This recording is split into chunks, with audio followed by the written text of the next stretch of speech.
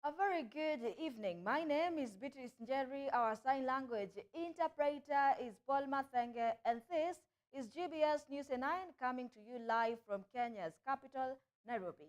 We have a lot lined up for you tonight, but first, here are the highlights.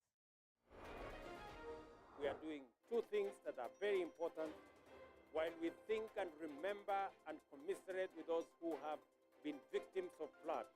President William Ruto leads the nation in tree planting in memory of Mai Mahiu victims killed by floods. Living in Catholic forest, start living. Ministry of Interior commences forceful evacuation of people living in flood hotspot areas as grace period to move to safe places expires.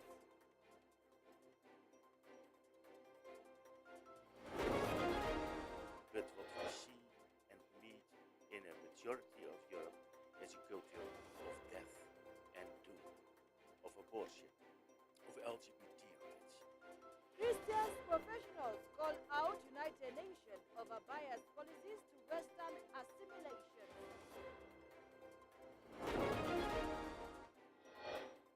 It is a fairy tale for Bayer Leverkusen as they reach another milestone in Europa League final after eliminating Olympic Marseille.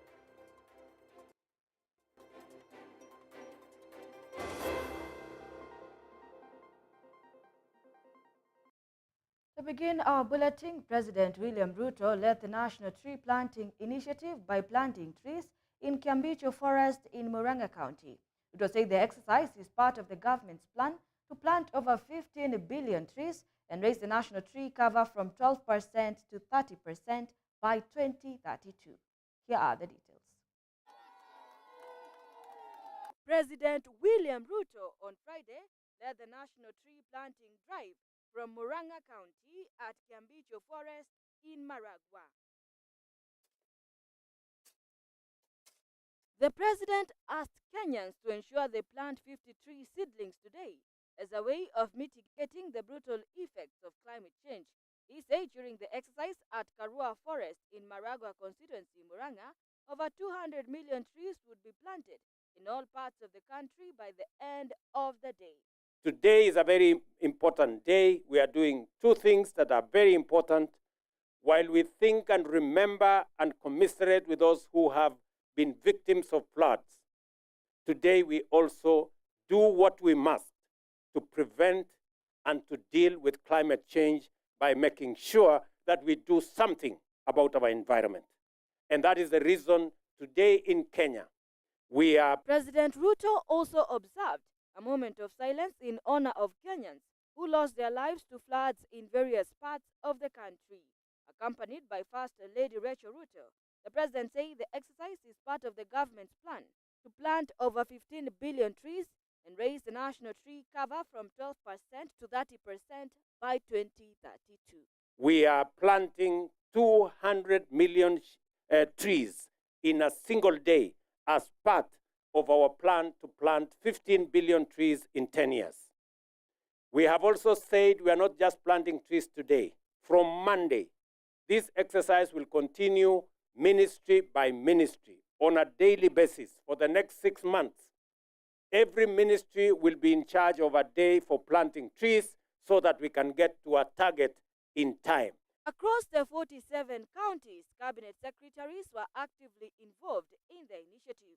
Today's exercise is Kenya's second National Tree Growing Day, following the inaugural Green Holiday on November 13th, 2023.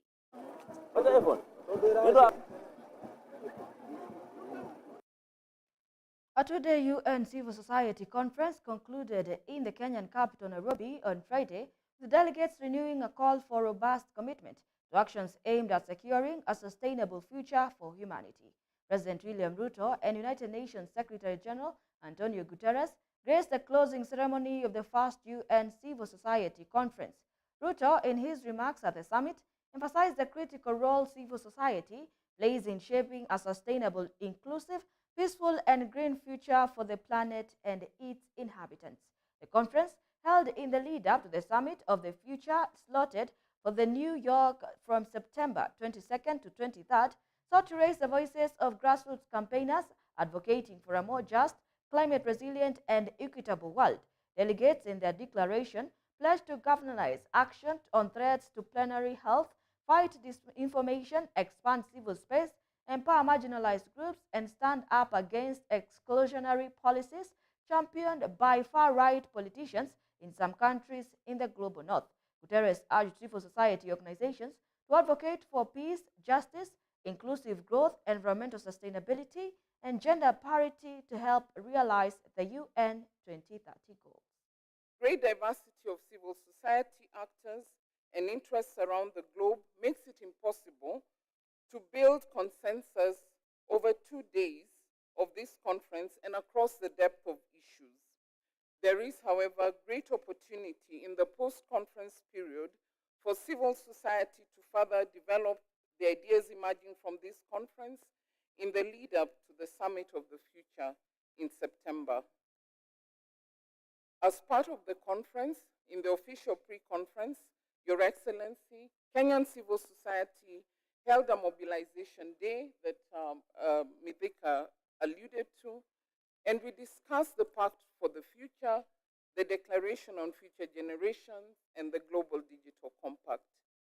Many of you work at great personal risk.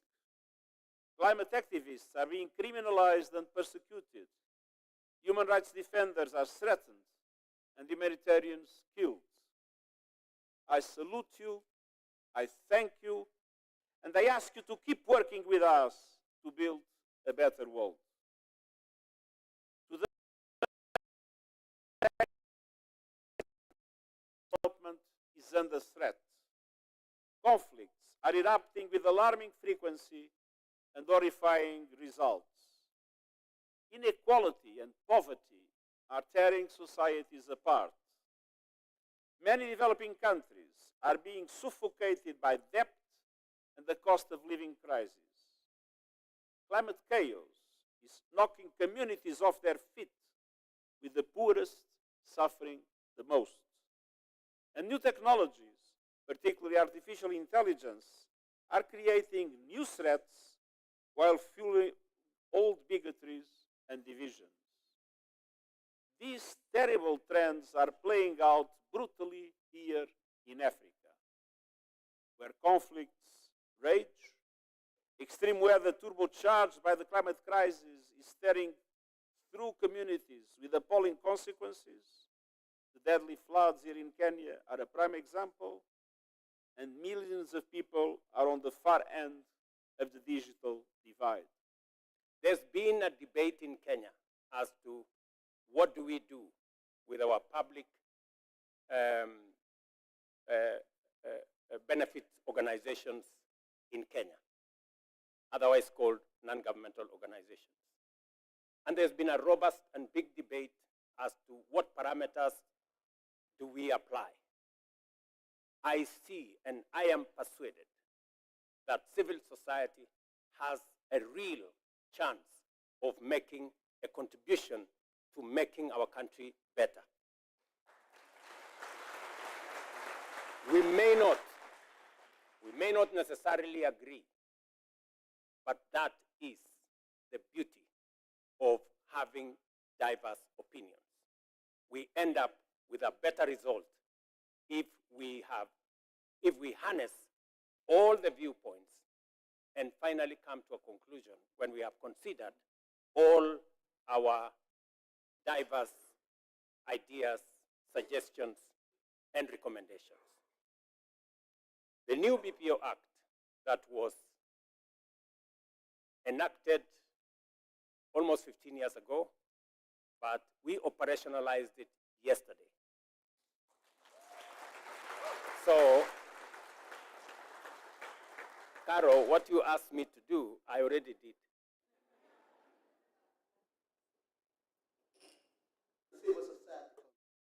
In a bid to renovate the cooperative sector and align it with the Constitution of 2010, the National Assembly Committee on Trade held a public hearing at Gishugu, Kirinyaga County to seek the view of the public who trade on various cooperative societies. A member of Parliament, Robert Kichimu, representing Gishugu constituency said the bill has clauses and measures aimed at enhancing transparency and accountability within cooperatives. He emphasized the need to amend the existing cooperative law from 1997 to comply with the current constitutional framework, addressing concerns over mismanagement and corruption within the cooperative leadership. Shimu assured that the bill, once implemented, would safeguard the financial interest of farmers. He noted that any individuals found engaging in corrupt practices will face legal consequences, underscoring the importance of protecting the rights of cooperative members. Among the proposals put forward by participants from various societies was on composition of leadership, role membership, education requirements on officials, and how two-third gender rule will be attained in the management level. Ama washirika. Once this bill is passed into law and is assented, naomba tafadhali wacha bylaws zetu we align them now with the new cooperative law. After this one is passed into law, I'll request our cooperative officers to ensure that now we get all the bylaws and we check whether they are aligning with the new law that shall come. Then from there, you give advice to the cooperatives. About tuko pamoja. But Mr. Chair, I think it could have been better, or I don't know whether to put it in a legislation, that the county government should have a department of nurturing evolving cooperatives. Actually, they should have a department which should be helping people to start cooperatives. I'm saying now the executive, now the board members, now to elect their chair, their vice chair, their secretary, their vice secretary, and the treasurer. The board members. Yes. Now to elect the executive. The board of directors to elect the executive. Yes. Among themselves. So I think we should categorize our members, those who are active and those who are not active members. Yes, that is. Lazima kila mtu abebe msalaba wake. Ikiwa ni mimi kama secretary nilimeza na pesa ya watu, mimi nitalipa mwenyewe. They should not help me to pay that money. If it's the chairman, if it is the treasurer, to pay the money. So it remains the same. The leaders, who some people are also proposing that they be committee members instead of a board of directors. There is a view from many members around that the registration should be centralized at the national level to avoid instances whereby the different cooperative societies might bear the same names in the same country, and that might be an avenue for many other bad things, including theft or overlapping of the functions of all the responsibilities of the cooperative. So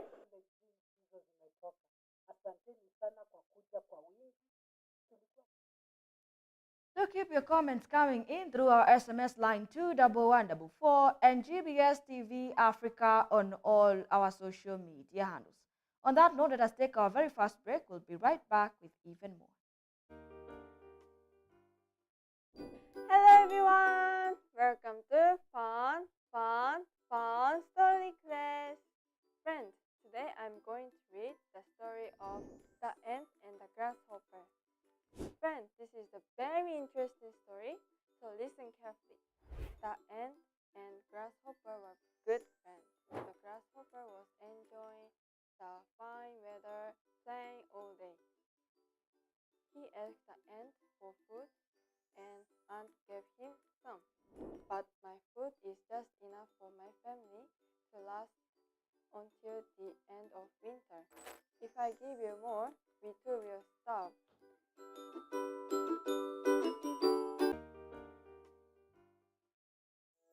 What exactly is that when you hear prostate cancer?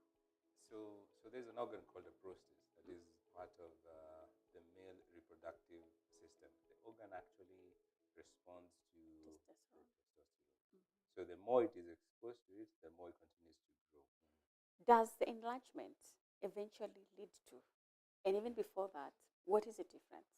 When the growth is a lot, there's likely to be errors. Okay? And when there are errors, that's when cancer occurs. Does not So, grow are you immediately. able to tell that there is a change? You said prostate cancer, one of the symptoms is erectile dysfunction. Do they continue living their sexual life comfortably? So prostate cancer is not a death sentence. For majority of people who are caught early, they are able to live life to the fullest. Are you able to infect your spouse with this?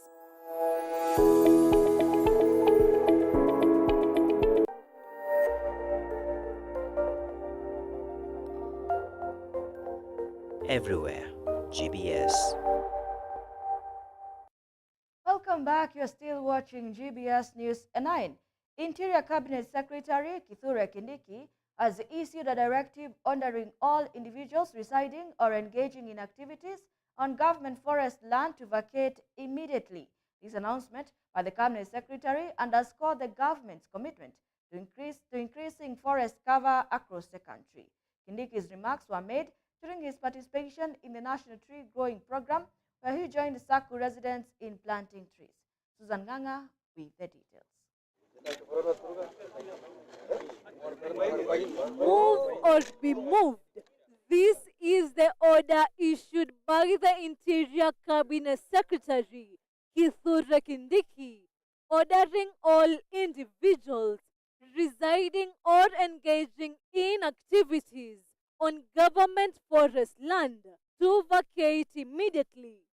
Kuna watu wengine vile vile hata hapa Marsabit ambao wameingia katika misitu ya serikali.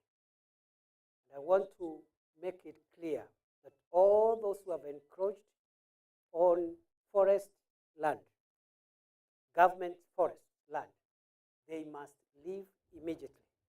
This directive, emphasized by Kindiki during a speech in Saku, Marsabit County, extends to those who have unlawfully obtained title deeds for the land. Some of them, we are told, managed to get fraudulent, illegal title deeds. And we are not going to respect any title deed that has been issued against the law. And therefore, those who know they are living or carrying out activities within government forest land must vacate, whether they have title deeds or not, because some of those title deeds were issued irregularly and unlawfully. This announcement by the Cabinet Secretary underscores the government's commitment to increasing forest cover across the country. As we increase the size of our forests, Kindiki's remarks were made during his participation in the National Tree Growing Program, where he joined Saku residents in planting trees.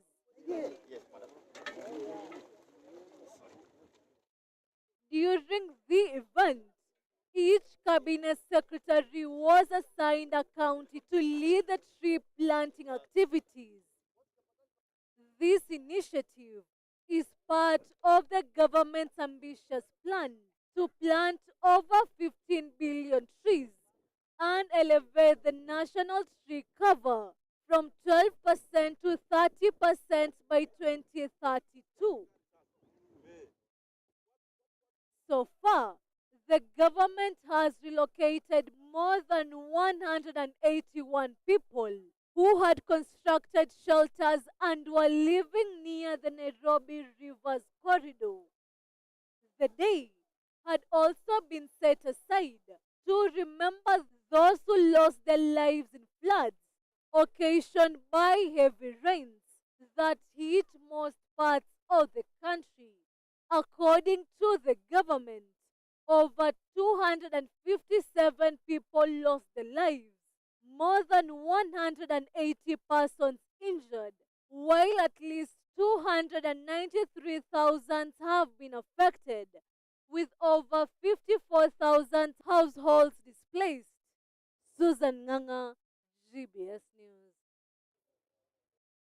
Aiming to strengthen the strategic interaction between China and Africa in culture and tourism, the Secretariat of the Organizing Committee of China-Africa Economic and Trade Expo today held the China-Africa Culture and Tourism Promotion and Cooperation Fair in Nairobi. Speaking at the event, Deputy Director General of Human Provincial Department of Culture and Tourism, Shang Bin, stated that the ongoing fair is expected to promote humans' 5 calling cards and representative premier tourist routes. Here is more on this.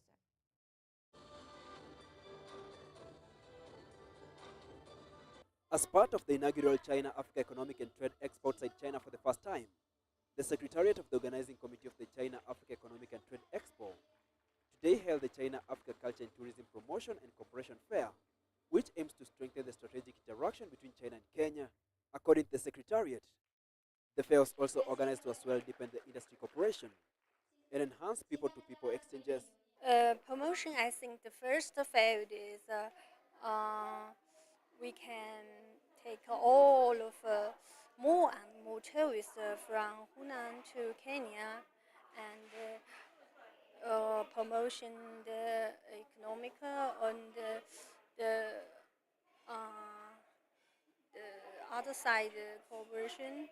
And the second fair, I think, is make the people, both side people, Kenyan people and China people, know each other better and deeper on the cultural cooperation and. On his part, Mr. Francis Gichaba, the chairman Kenya Tourism Board, reinforced the importance of the partnership between Kenya and China, as China is among the top 6 key source markets for arrivals to Kenya. Hence, the need to educate the Chinese market on Kenya's offerings. We are here to stamp our interest in growing that partnership with the China Ministry of Tourism and, of course, Foreign Affairs. And we want to enhance those close relationships so that in the coming years we can then now develop on what Kenya has already established. You know, we now have electronic travel authorization, so travel into this country is freer.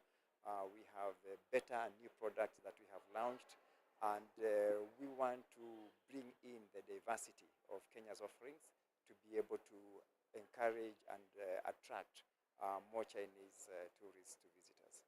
Currently, China is Kenya's 6th biggest tourism source market internationally, contributing 5.5% of the total international tourists. Last year's annual tourism sector performance shows arrivals rose from 1.483 million in 2022 to 1.951 million in 2023, a 31.5% increase. From January to May this year, visit arrivals from China grew 154%, translating to 34,638 visitors, up from 13,601 recorded in the same period last year. Hilary Kabila, GBS News. In a groundbreaking conservation effort, 2 critically endangered mountain bongos were reintroduced into the wild on the slopes of Mount Kenya. This initiative, led by the Mount Kenya Wildlife Conservancy, marking a crucial step in the preservation of these majestic creatures whose population has dwindled to less than 100 in the wild. The mountain bongos used to roam freely in Mount Kenya forest, but due to various threats such as poaching and disease outbreaks, their numbers have plummeted to alarming levels. By reintroducing them into their natural habitat, there is hope to reverse this trend and ensure their survival of the species. This process of reintroduction involved careful preparation to ensure the bongos could thrive in the wild, and once confined, these bongos will play a vital role in maintaining the balance of the ecosystem.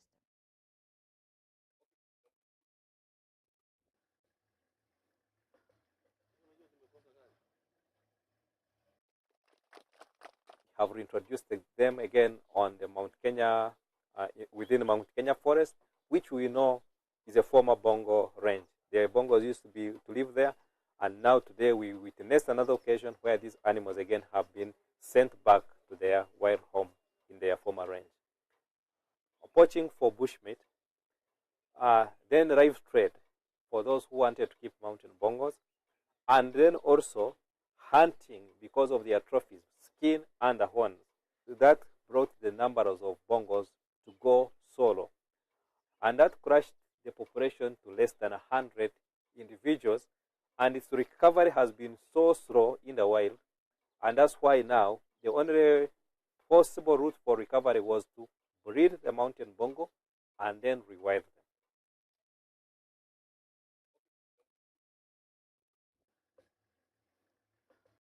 Moving on, the Kenya Christian Professionals Forum has today called out the United Nations over what they term as bias in policy making.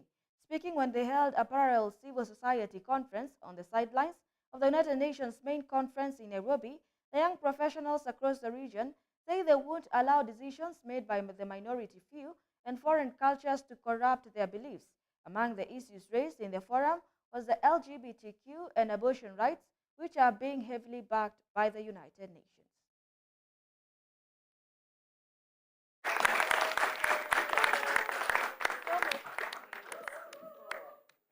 We feel and we can see that the United Nations system has now changed to be a forum where agenda is secretly and so forcefully yet pushed for, even in countries where the same values are not shared in the national value system. That is why we sit here feeling misrepresented, misunderstood, because they then release youth declarations on the Summit of the Future talking about transformative education when it is not the truth. That is not the representation of all the youth of the world. That is not the voice of every other young person. That is just the voice of a few people who are not speaking entirely on behalf of every other young person.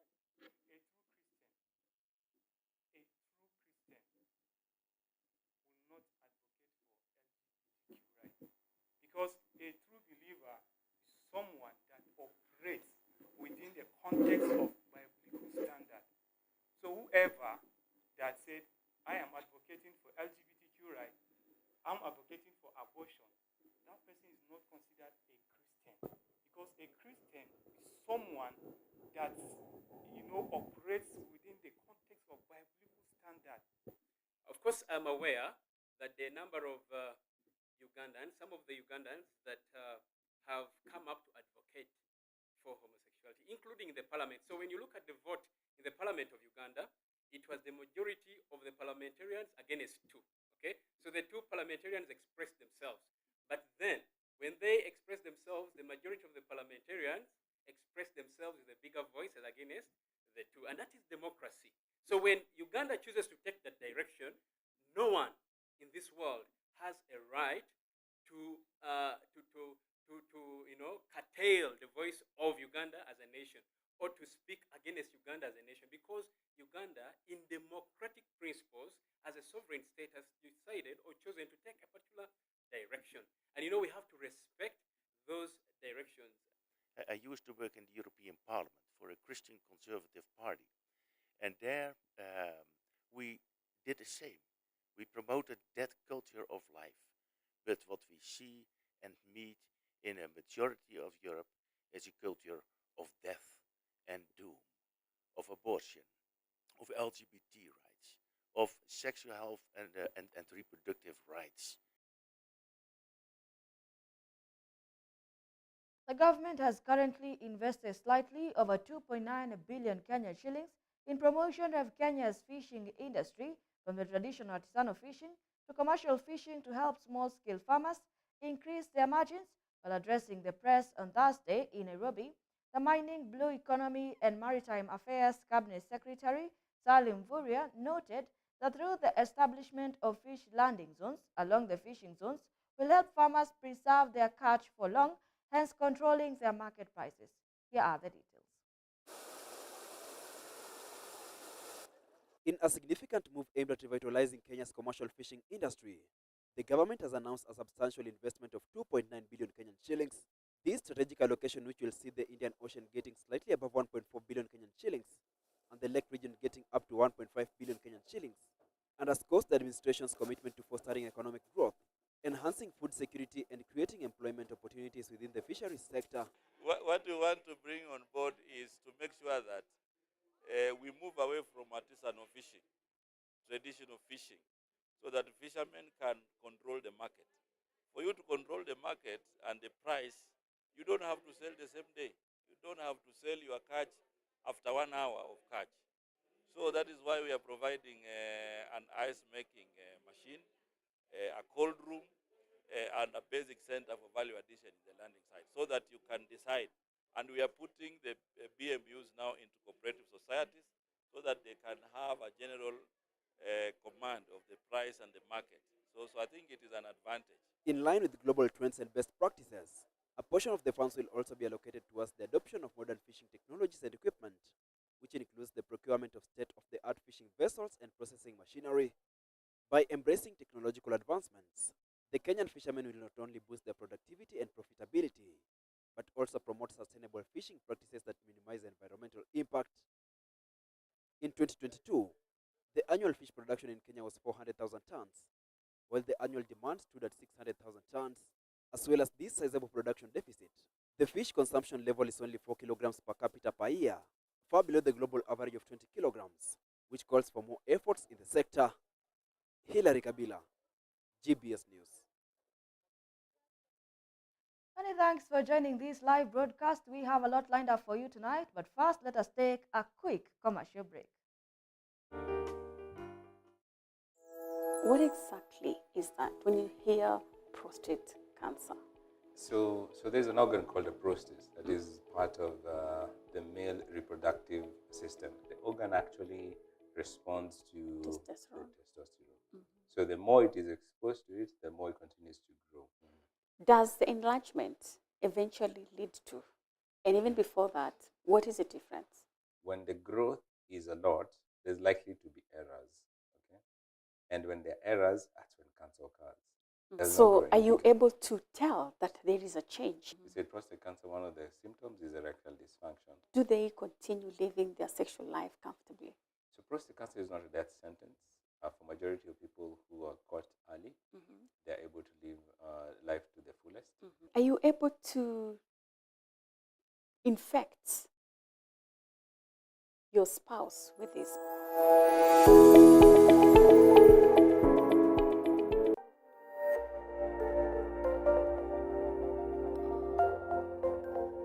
Everywhere, GBS.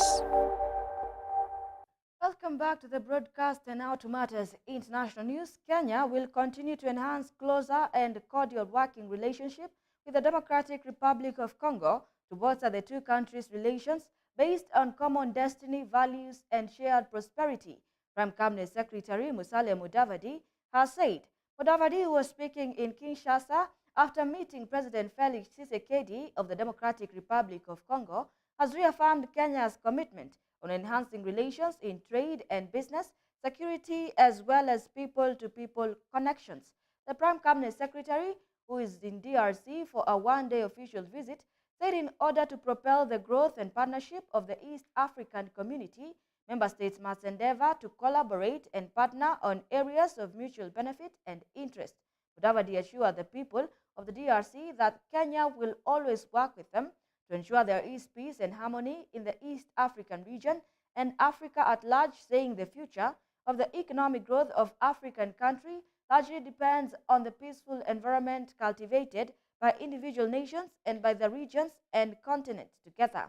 The Prime Cabinet Secretary was accompanied by State Department for Transport Principal Secretary Mohamed Daga, Kenya Airways Managing Director Alan Kalavuka, among other top government officials.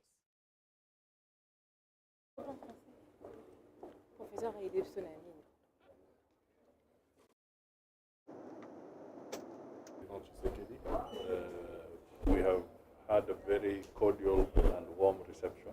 Nous avons eu une vraiment réception cordiale et chaleureuse. And my mission here was to deliver a special message to His Excellency the President from President Ruto of Kenya. Ma mission ici était de délivrer un message spécial au président Félix Tshisekedi de la part de son homologue, le président William Ruto. We are partners. Nous sommes des partenaires. We are countries within the East African community. Nous sommes des pays au sein de la communauté d'Afrique de l'Est. And we want to continue working together. together very cordially and closely. Nous voulons continuer à travailler ensemble de manière cordiale et encore beaucoup plus proche. And we also want to assure that we want trade and business between the two countries to grow. We also wanted to reaffirm that Kenya respects the territorial integrity and sovereignty of the Democratic Republic of Congo. Nous voulions également réaffirmer que le Kenya respecte la souveraineté et l'intégrité territoriale de la République démocratique du Congo. And to assure the people of DRC et assurer le peuple congolais that Kenya will always work with them to ensure that there is peace and harmony in the region of East Africa. Nous voulons également assurer au peuple congolais que le Kenya travaillera toujours avec lui pour arriver à une paix et une stabilité dans ce pays.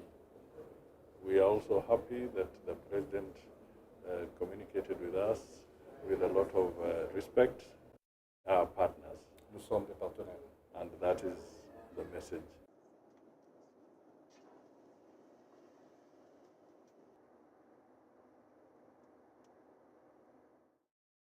Republican lawmakers took a firm stance against the ongoing pro-Palestine protests, calling for measures to ensure the safety of the Jewish students on the college. During a heated discussion in Washington on Wednesday, they strongly condemned the ongoing pro-Palestine protests, advocating for the protection of Jewish students amidst the escalating tensions. They have allowed dangerous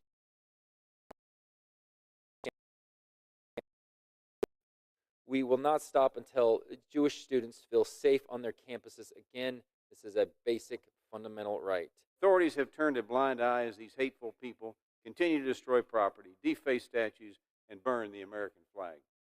There must be consequences. We must respect our nation, protect our schools, and our students. This is not free speech, and there are not peaceful protesters in this group. These are terrorists hiding behind masks and using violence, threats, and intimidation to control Jewish and Israeli students. Today, I'm proud to introduce the No Student Loan Forgiveness for Anti-Semitic Criminals Act, which would bar any student who is arrested for engaging in anti-Semitic activities within the United States from receiving student loan forgiveness through federal income-driven repayment programs. I can guarantee that defunding violent gender studies majors will end this chaos immediately. No one should feel unsafe on campus. Anti-Semitism is a virus that we cannot allow to spread. And let us not forget, on October 7th, 2024, Israel was brutally attacked by Hamas, and we must stand with Israel as they protect the future of Israel and the Jewish people. Focal point of a wave of anti-Semitism that I've never thought I'd see in America. I've heard directly from Jewish students at our elite universities who have seen anti-Semitic mobs up close, darned in their terrorist scarf while shouting in support of the terrorist group Hamas. As a House Republican majority with committee oversight and the power of the purse, we're going to do the people's will and put an end to this Marxist indoctrinated bigotry. We're putting all options on the table as we demand our educational institutions step up, do the right things, and protect our Jewish students. Many thanks for joining this live broadcast, and that international news brings us to our sports news. Let's get sporty.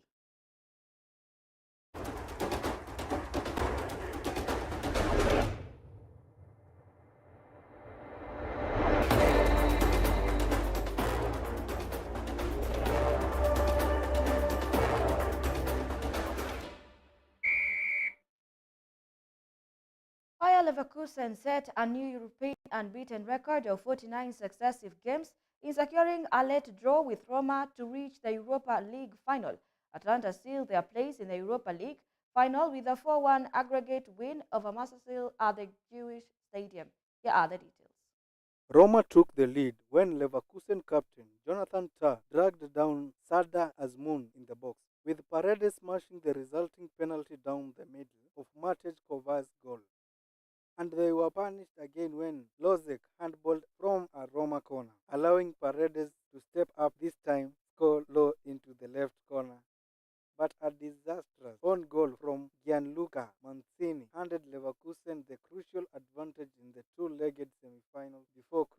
defender Stanisic ensured history with the latest in a long line of Leverkusen late goals.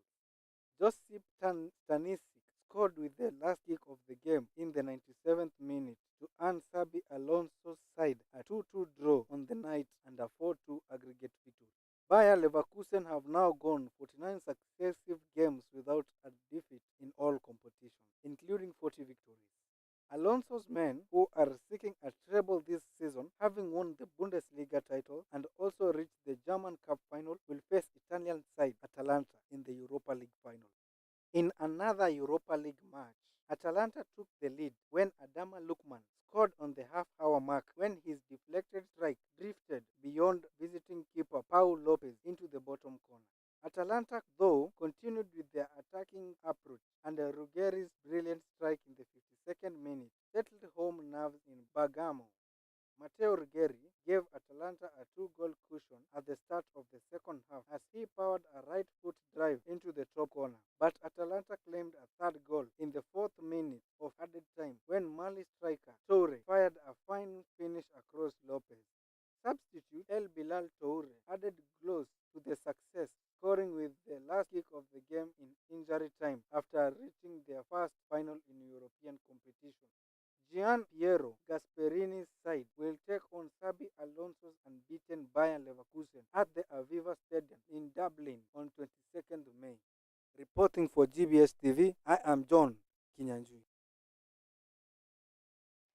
Aston Villa's Europa Conference League run ended at the semi-final stage as opponents Olympiacos set a final with the Fiorentina. Unai Emery's side missed out on place in the final after going down 6-2 on aggregate against the Greek side. Olympiacos will play in their first European final at the home of rivals AEK Athens on the 29th May. Aston Villa was hoping to reach their first European final since Tony Barton's team won the European Cup in the 1982. Olympiacos set a Europa Conference League final with the Fiorentina on the 29th of May.